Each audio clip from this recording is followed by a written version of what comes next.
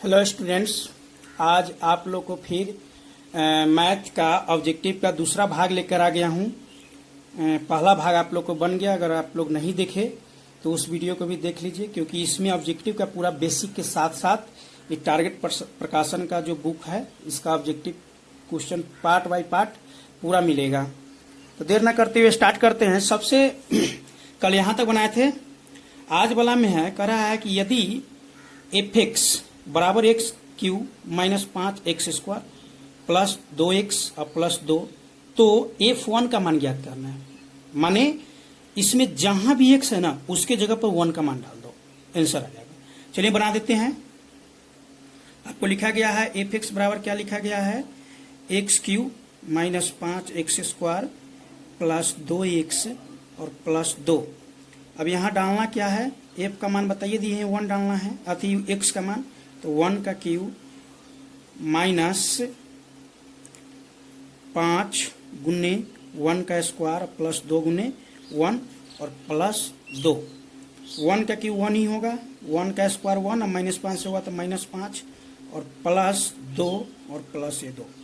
अब देखिए यहाँ पे 2 2 4 4 1 5, 5 माइनस 5 कट गया, कितना बचा 0। आपका इसका आंसर क्या आया 0, जो ये सही है। अगली सवाल समझने से पहले थोड़ा बेसिक समझ लीजिए। बेसिक देखिए क्या है कि ऐसे अगर कोई संख्या जैसे कि मान के चले यहाँ पे जैसे 0.2, इसको कहता है कोई भिन्न के रूप में बदलिए, तो सीधे क्या होता है, इसको ये छोड़ेंगे, दशमलव छोड़ेंगे तो 2 और दशमलव के साथ ही नीचे 1 लगा देना है। और दशमलव के यही बात, जितना अंक होता है उतना 0 बैठाते हैं। तो देखिए दशमलव के बाद यहाँ 1 अंक है तो 1 0 आपका ही हो गया। इसको काट सकते हैं, सरल कर सकते हैं। यहाँ पे मान लीजिए 2.43 दिए, कोई कहेगा कि इसको आप भिन्न के रूप में बदले, तो हम सीधे दशमलव हटाएंगे तो कितना होगा 243 बट्टे दशमलव के साथ ही नीचे 1 और दशमलव की एक बात कै गो अंक है, 2 अंक है, 1 2 तो 2 0, ये हो गया। ये नॉर्मल था, ये क्या था नॉर्मल था। जब आपको ऐसा क्वेश्चन नॉर्मल दे दे तभी होगा, लेकिन अब आपको क्या करना है कि यहाँ नॉर्मल दे तो भी और रेकरिंग वाला दे तो भी, उसमें आप फंस जाइएगा। तो उसके लिए ध्यान लगाना है क्या है कि 0 के जैसे यहाँ 0.2 के पावर हम यहाँ चाहे 3 के पावर ऊपर हम रेकरिंग दे दिए, तो इसका ट्रिक क्या होता है पता है? ट्रिक होता है, एक सेकेंड,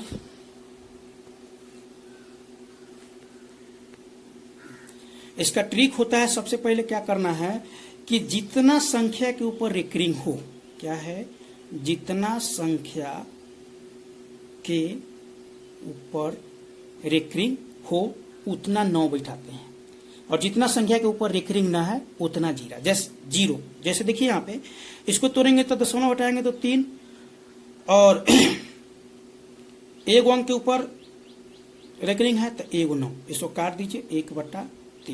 यहाँ पे देखिए हम लिखते हैं 0.24, इसके ऊपर रेकरिंग लगा दिए, इसके ऊपर लगा दिए, या दोनों पर हम लगा सकते हैं, इसके ऊपर लगा दिए। इसको कोई कहेगा कि भिन्न के रूप में बदलिए, तो कैसे होगा, देखिए यहाँ पे दशमलव हटाएंगे तो कितना होगा 24 बट्टे यहाँ पे कितना है 1 9 होगा, क्योंकि 1 अंक के ऊपर क्या है दशमलव है ना, तो 1 9, 1 अंक के ऊपर दशमलव नहीं है तो उसके साथ ही 0 लगाते हैं। और जिस पर दशमलव न होता है उसको ऊपर वाला में से घटाते भी है, इसको घटा देंगे, काट कुट करेंगे, आंसर आ जाएगा। तो यही होता है इसका। आगे देखिए, तो आपका सवाल में दिया गया है 0.7, सवाल नंबर है 15 नंबर सवाल में क्या है 0.7 के ऊपर रेकरिंग है, तो बनाइए इसको, तो 7 बट्टे सीधे 9 हो जाएगा इसके आंसर, कोई दिक्कत नहीं। अगला क्वेश्चन आप देखिएगा, अगला क्वेश्चन कह रहा है कि हाँ ये क्वेश्चन एगो बहुत इंपॉर्टेंट है। यहाँ देखिए ये क्वेश्चन यही नहीं देगा, लेकिन कोई भी पूछ सकता है। जैसे देखिए यहाँ पे क्या करना है, यहाँ पे पहले लॉजिक इसका हम समझा देते हैं कि अगर 2 के ऊपर पावर हम 0 दे दिए, गुन्ने 4 का पावर अगर हम 0 दे दिए, इसका अर्थ जानते हैं कि किसी संख्या के पावर में अगर 0 है तो वो संख्या 1 में बदल जाता है। मतलब यहाँ पावर में 0 है तो यहाँ हो जाएगा 1, एकरो पावर में 0 है तो यहाँ भी हो जाएगा 1। गुना था तो इसलिए गुना किए हैं, अगर जोड़ रहता तो जोड़ करते, घटाव रहता तो घटाव करते, इसलिए इसका आंसर 1 आएगा। हाँ, अगर इसके पावर में 1 रहता, गुने ये 4 के पावर में अगर 1 रहता तो ये होता 2 और ये होता 4, यानी 4 दूना 8 होता। इसी प्रकार कितना भी संख्या मान लीजिए, इतना बड़ा का संख्या दे दिए, इसका पावर के मान हम 0 लगा दिए, प्लस 2 4 6, इसका भी पावर के मान 0 लगा दिए, मतलब ये सारे के जगह पर क्या आ जाएगा, 1 आ जाएगा। कोई दिक्कत? चलिए आगे देखते हैं। प्लस फिर इस सारे के जगह पर क्या आ जाएगा, 1, तो 1 + 1 2, यहाँ 1 गुने 1 भी पूछ सकता है, तो आपको तो सवाल में 1 गुने पूछा है। 8 के पावर अगर 0 करेंगे तो 1, 2 के पावर 0 करेंगे तो भी 1, तो 1 गुने 1 बराबर क्या होगा, 1 होगा। ये आपको याद करना है।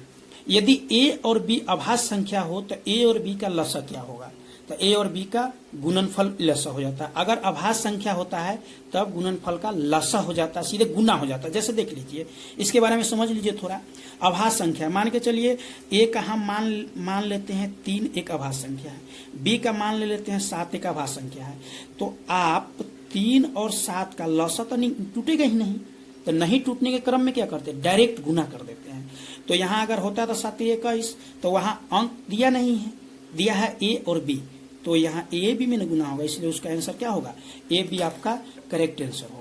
आगे देखेंगे, आगे क्या है क्वेश्चन करा है, निम्नलिखित में कौन अभाज्य है। ये नॉर्मल है, इसके बेसिक हम समझा चुके हैं, तो 23 होगा। निम्नलिखित में कौन परमेय संख्या है, तो आपको बताया है कि जो रूट से बाहर हो जाए वो परमेय, और जो रूट के अंदर ही रह जाए अपरमेय संख्या। तो यहाँ देखिए, एक और चीज बताए थे कि प्लस के साथ रूट रहे, माइनस के साथ रूट रहे, गुना के बारे में नहीं बोले हैं। गुना में अगर रूट गुने रूट होता है, जैसे कि √3 गुने √3 होगा तो रूट बाहर हो जाएगा, इसलिए प्लस और माइनस के साथ रहता है तो अपर में। √5 कभी टूटेगा नहीं अपर में। √6 नहीं टूटेगा क्योंकि इसका खंडन करेंगे तो 3 गुने 2 होगा, जो कि जाति नहीं मिला, ये भी अपर में। उसके बाद यहाँ पे तब कहिएगा कि सर जी ये कैसे परमेय संख्या होगा, ये भी तो रूट है, तो देख लीजिए 2√3 बट्टे लगा है क्या, √3। अब √3 से √3 कट गया, क्या बचा, 2/1, यानी कि ये परमेय संख्या। कोई दिक्कत? आगे बढ़ते हैं।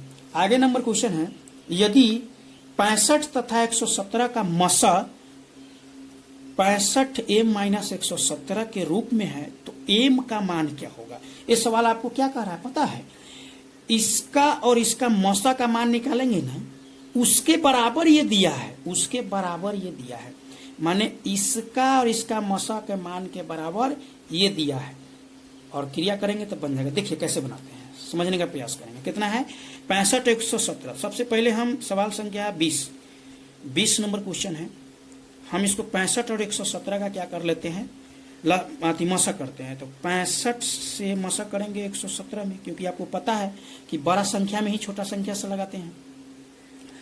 2 मरतबे में करेंगे तो 130 होगा, 1 ही मरतबे में लगेगा, तो 1 से गुना करेंगे तो ये हो जाएगा कितना, 65 हो जाएगा। 65 जब ही हो जाएगा तब आप लसा मसा कोनो विधि से निकाल सकते हैं, कोई दिक्कत नहीं है। लसा मसा निकाल लीजिएगा, तब यहाँ पे हम गुणनखंड विधि से निकालेंगे, क्योंकि एक के साथ निकल जाएगा। 1 तो अपना मन से सब में रखते हैं, यहाँ पे 2 करेंगे पुर जाएगा, इसको हम क्या करेंगे 2 गुने 5 करेंगे, इसको करेंगे 2 गुने 2 गुने 5, 20 हो गया। अब हमें ये देखना है कि जो तीनों में मिल जाता है क्या होता है, मसा। जो तीनों में मिल जाए वो मसा। तो एक एगो तीनों में मिल गया, एगो 2 तीनों में मिल गया, ये क्या हुआ, मसा हुआ। तो मसा बराबर आपका हो जाएगा, क्या हो जाएगा, 1 गुने 2, यानी कि 2 मसा हो जाएगा, मसा 2।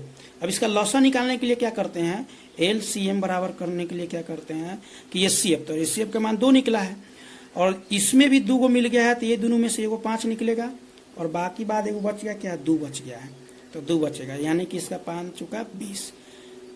मसा 2 निकला और लसा 20 निकला। तो यहाँ पे कह रहा है क्या सवाल कि लसा और मसा, तो पहले लसा, तो इसलिए अनुपात बराबर, अनुपात बराबर क्या होगा, पहले लसा का है तो लसा का मान कितना है 20 है, और मसा का मान कितना है 2, काटेंगे तो ये हो जाएगा 10, यानी कि 10/1, तो 10:1 इसका आंसर हो जाएगा। अगला क्वेश्चन देखिए, अगला क्वेश्चन भी बड़ा अच्छा है। सबसे छोटी भाज्य और सबसे छोटी अभाज्य संख्या का मशक कितना होगा। तो सबसे पहले हमको तो इसको याद करना होगा ना कि कौन सबसे छोटी भाज्य है, कौन सबसे छोटी अभाज्य है। तो देखिए सबसे छोटी भाज्य, सबसे छोटी भाज्य, सबसे छोटी भाज्य होता है 4 होता है, और सबसे छोटी अभाज्य बराबर 2 होता है। यही दोनों का तो मशक है निकालने के लिए, तो हम 2 से 4 में मशक कर देते हैं, 2 दूना 4, यही 2 से कट गया, तो आंसर क्या हो गया 2 हो गया। इसका आंसर ये 2 सही है। उसके बाद अगला कर रहा है दो लगातार संख्याओं का मस्सा। हाँ, दो लगातार संख्याओं का मस्सा क्या होता है इसके बारे में आप जानिए। दो को कोई भी संख्या ले लीजिए, कोई भी, तो ये भी आपको यादें करना होगा कि दो लगातार संख्याओं का मस्सा जो होता है 1 होता है। जैसे देख लीजिए, ये दो, एगो संख्या, एगो 3, एगो संख्या, लगातार संख्या ले लिए, इसमें हम मस्सा कर रहे हैं। 1 से 2, 1 2, एक मरतबा 1 हुआ, कट गया 1 हुआ। कोई भी संख्या लगातार होनी चाहिए। मान लो हम 15 16 ले लेते हैं, 15 16 दो लगातार संख्या ले लिए, इसका भी आप निकाल के देखिए ना, मस्सा का मान 1 ही आएगा। 1 मरतब में 15, 1, अब 15 आएगा तो 15 मरतब में कट जाएगा, 1 हुआ। कोई भी लगातार संख्या हो, आप 20 21 देख लीजिए, 1 ही आएगा। इसमें मस्सा करके देखिएगा तो 20 और 21 में 1 मरतबे में 20, फिर 1 20 उतरेगा, 20 मरतबे में कट जाएगा। मतलब आपको याद क्या करना है कि कोई भी लगातार अगर संख्या है ना, तो उसका मस्सा का मान क्या होता है बुआ जी? 1 होता है, याद कर लीजिएगा। अच्छा, 505 के कितने अभाज्य गुणनखंड हैं? 505 के कितने अभाज्य गुणनखंड हैं? तो 505 को खंडन करना है, 505 के खंडन करना है। सबसे पहले तो आपको यहाँ 5 से लग जाएगा, तो 1 0 1। अब आपको ये कैसे लग जाएगा? 11 से लगा देते हैं तो 11 से भी लग जाएगा, 11 से लगाइएगा तो लग जाएगा, 7 से भी शायद लगेगा, देख लेते हैं। पहले 11 से देख लीजिए, गुणनखंड हमको बताना है। तो 11 नमा 99, 11 कम 11, 7 से लग गया, 13 7 91। कई गुणनखंड हुआ? 1 2 3 4, तो आंसर हो गया 4। आपका कोई दिक्कत नहीं। कितने दो अंकों वाली संख्या है जो 3 से विभाज्य है? देखिए चैप्टर इसमें दिया है, लेकिन समांतर श्रेणी का क्वेश्चन उठा लिया है। 2 अंकों वाली संख्या खोजना है हमें, और वो कैसे विभाज्य होनी चाहिए? 3 से विभाज्य भी होनी चाहिए। तो सबसे पहले आपको ये पता होनी चाहिए कि 2 अंकों की संख्या कहाँ से स्टार्ट होती है। तो 2 अंकों की संख्या 10 से स्टार्ट होती है। 10 11 12 13 डॉट डॉट डॉट डॉट अंत में 99 तक ले। इतना संख्या क्या है? 2 अंकों की संख्या है। लेकिन कंडीशन क्या कहा है कि इसमें भी वही संख्या को लेना है जो 3 से विभाज्य है, मतलब जिसमें 3 से भाग लगाए तो कट जाए। तो 12 में 3 से भाग लग जाता है, 15 में 3 से भाग लग जाता है, 18 में 3 से भाग लग जाता है, और लास्ट में 99 में भी 3 से भाग लग जाएगा। मतलब आपका ए बराबर 12 हो गया। देखिए समांतर श्रेणी का सवाल है। डी बराबर आपका 15 में से 12 घटाइएगा तो 3 होगा, और एन बराबर आपके पास 99 है। एन का मान, वही संख्या का मान पूछ रहा है। तो सूत्र क्या होता है? एन बराबर A plus N minus 1 into D. बैठाइए, एन का मान है 99 बराबर 12 प्लस एन का मान तो नहीं है, उन्हें 1 और उन्हें डी का मान है 3, यानी कि 99 बराबर 12 प्लस, इससे में गुना होगा तो 3n माइनस 3। 99 बराबर 12 में से 3 घट गया तो 9 प्लस 3n।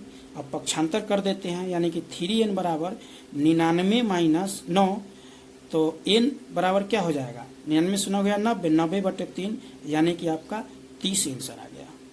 माने 30, माने 2 अंकों की 30 ऐसी संख्या है जो 3 से विभाज्य है। उम्मीद करेंगे कि ये भी क्वेश्चन आपको समझ में आ गया होगा। चलते हैं अब आगे, क्वेश्चन देखते हैं। क्वेश्चन क्या है आगे?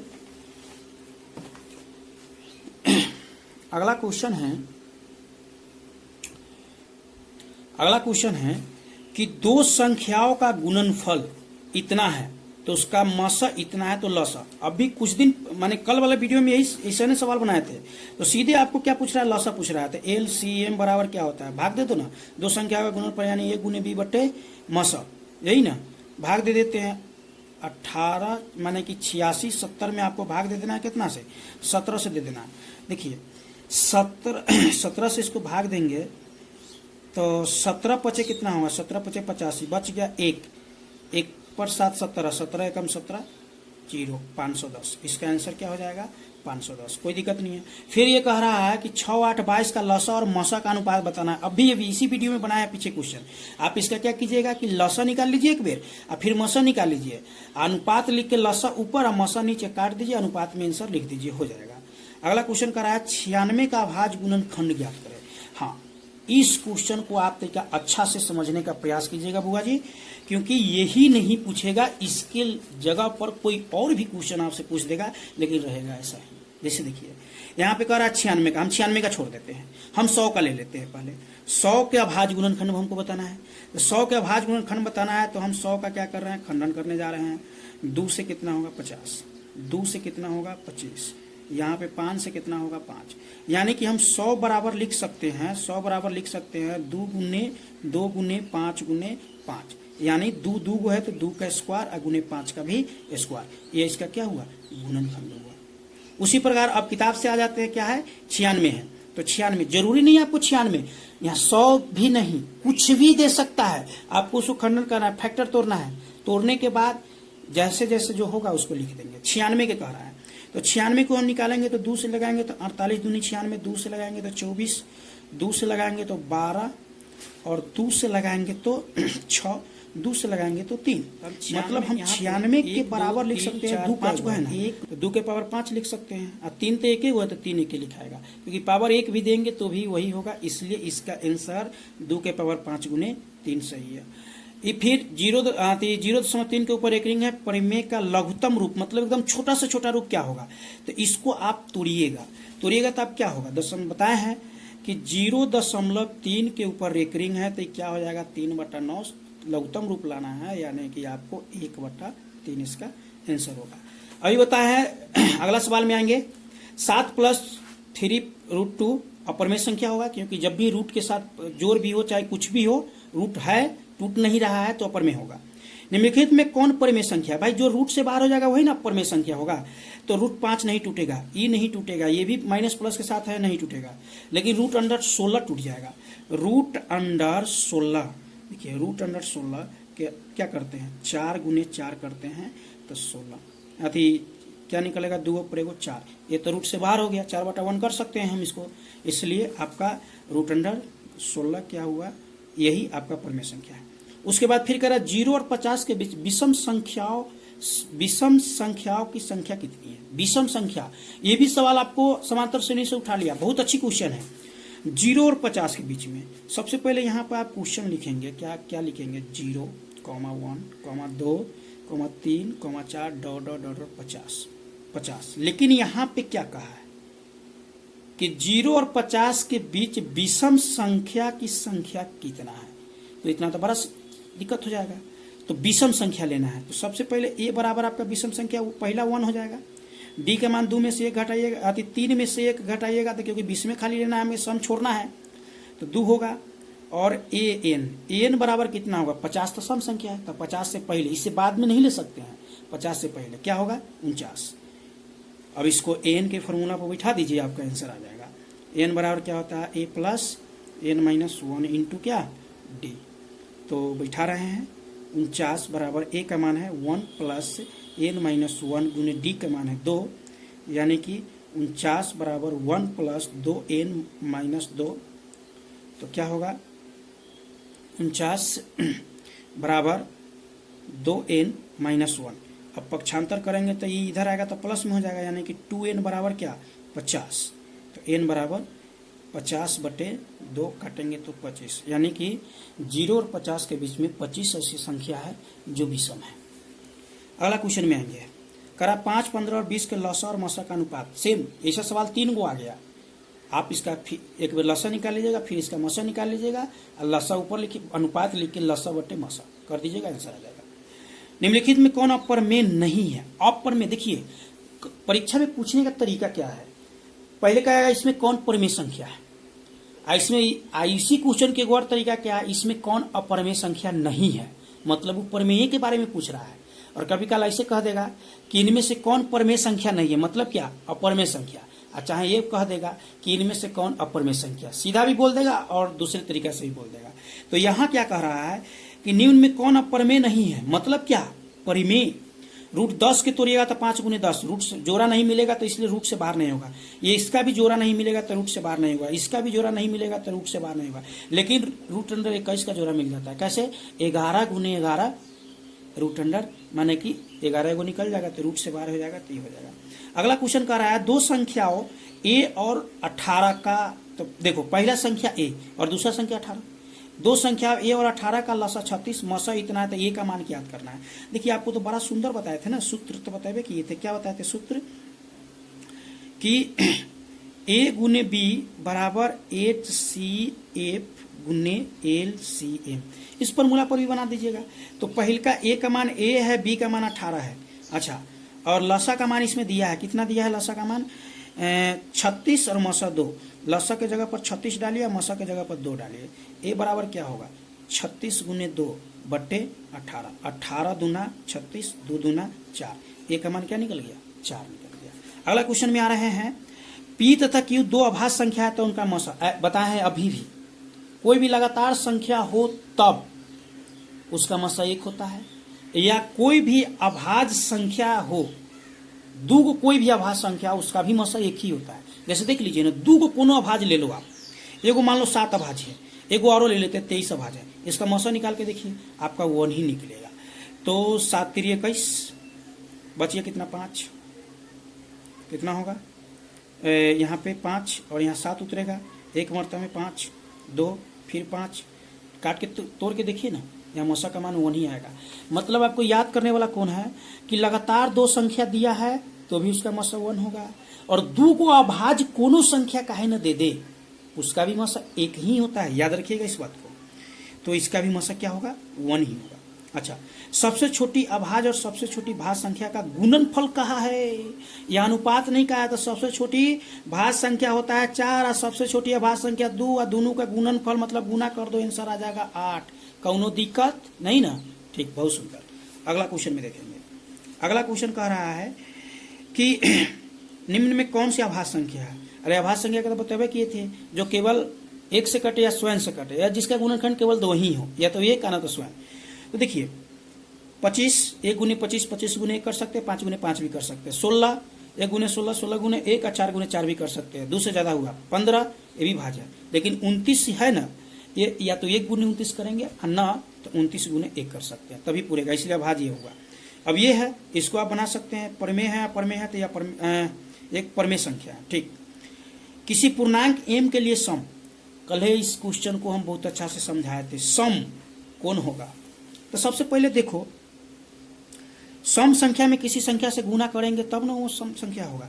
तो इस यहाँ तक सम संख्या कुछ ना दिया है तो ये भी विषम होगा, लेकिन ये सम है, यहाँ तक ले सम है, लेकिन यहाँ इकाई स्थान पर विषम थे विषम।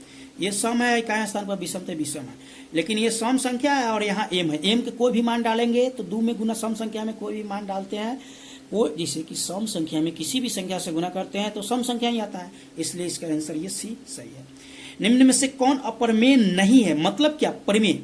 इसको गुना करेंगे √3 गुने √2 तो √6 अंदर 6, अपरमेय संख्या नहीं टूटेगा, ये नहीं टूटेगा। 64/81 को तोड़ोगे तो ये टूट जाएगा, क्योंकि इसका जब गुणनखंड करोगे तो क्या होगा 64/81 का रूट अंडर 64 जब 81 करोगे तो यहाँ देखो रूट के अंदर 8 गुने 8 64 और 9 गुने 9 81। जोड़ा मिल गया कि ना, 8 बटा कितना है 9 है, जोड़ा मिल गया। जब जोड़ा मिल गया तो क्या होगा, ये परिमेय होगा। इसका नहीं टूटेगा क्योंकि आप देख सकते हैं, ये काट के आप देख सकते हैं, 7 से काटेगा तो 7 3 21 7 बचे 35, रूट के अंदर है, टूटवे नहीं करेगा तो कैसे होगा, ये नहीं होगा। निम्नलिखित में किसका 0.50 शांत होगा। आपको बताया थे कल है 0.50 शांत वाला, कि जिसका नीचे ऊपर अभाज्य होनी चाहिए और नीचे वाले को खंडन करने पर केवल 2 आ जाए, केवल 5 आ जाए और 2 5 दोनों आ जाए, वो शांत होता है। इसके अलावा कोई और आए तो अशांत होता है। तो ऊपर 3 अभाज्य संख्या है, नीचे 8 है ना, तो 2 गुने 2 खाली, तो ये आपका क्या हो जाएगा, शांत हो जाएगा। ठीक है, आज के वीडियो में इतना ही, मिलते हैं नेक्स्ट वीडियो में। अगर आप लोग को अच्छा लग रहा होगा पढ़ाई तो चैनल को सब्सक्राइब कर दीजिएगा, बेल आइकन को प्रेस कीजिएगा, क्योंकि हर दिन अब मैट्रिक का, 12th आर्ट का और 9th का वीडियो अपलोड होगा। शाम 7 बजे को वीडियो हर दिन आपको मिलेगा, और अच्छा लगेगा तो शेयर भी कर दीजिएगा। जय हिंद।